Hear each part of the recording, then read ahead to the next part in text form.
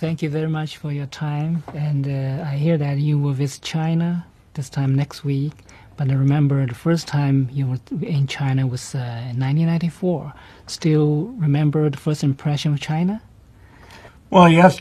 Every time I go, China's advancing, whether it's the buildings or the people we're meeting with or the technology. So it's been exciting to keep going back and see how quickly it's improving. Mm-hmm. You have made so many trips to China over the years. So what do you think is the most significant change that has taken place in China? Well, I'd say two things. One is the miracle of Chinese economic development.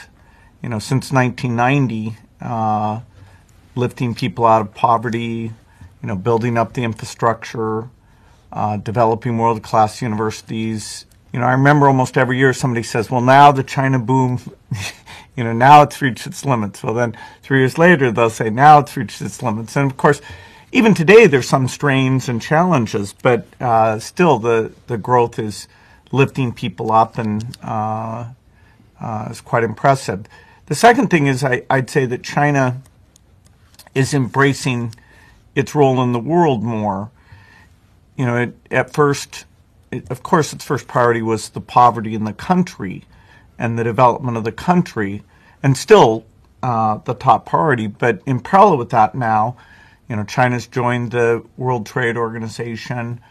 China's made really big commitments to Africa, both financially and about partnership. And in the region, the Belt and Road Project, is about tying together the economies for mutual benefit. So all of that has been exciting to see. So to my understanding that you share China's confidence in this, poverty alleviation.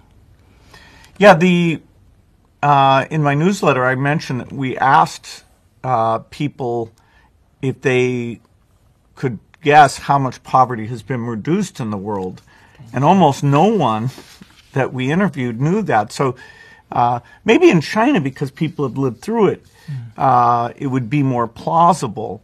The Chinese partnership will go and help accelerate that improvement. And there are many lessons of things that China did very, very well in the agricultural economy and the manufacturing economy. So your life actually is a legendary story. Actually, a lot of questions from the young readers. Here are some.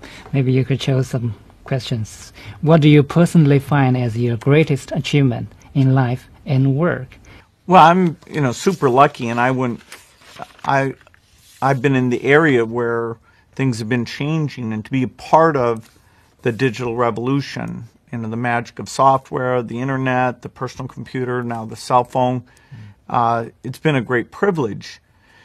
For me, I like to read and learn, and that there's always so many new things, like artificial intelligence is now the very big thing. Outside of work, I've also been very lucky. I, have a great wife, 3 amazing kids. The work of the foundation has become my primary thing. It was in 2008 that I shifted from being full-time at Microsoft to being full-time at the foundation. And, we've made a lot of progress. Despite my concerns about these the U.S. aid budget and other aid budgets, worrying that they'll be cut. Overall, things, as you saw in the newsletter, have gone really well. It's not a major thing, but I have some hobbies like tennis and bridge. I actually won my first bridge tournament last weekend, so that's a small piece of excitement for me.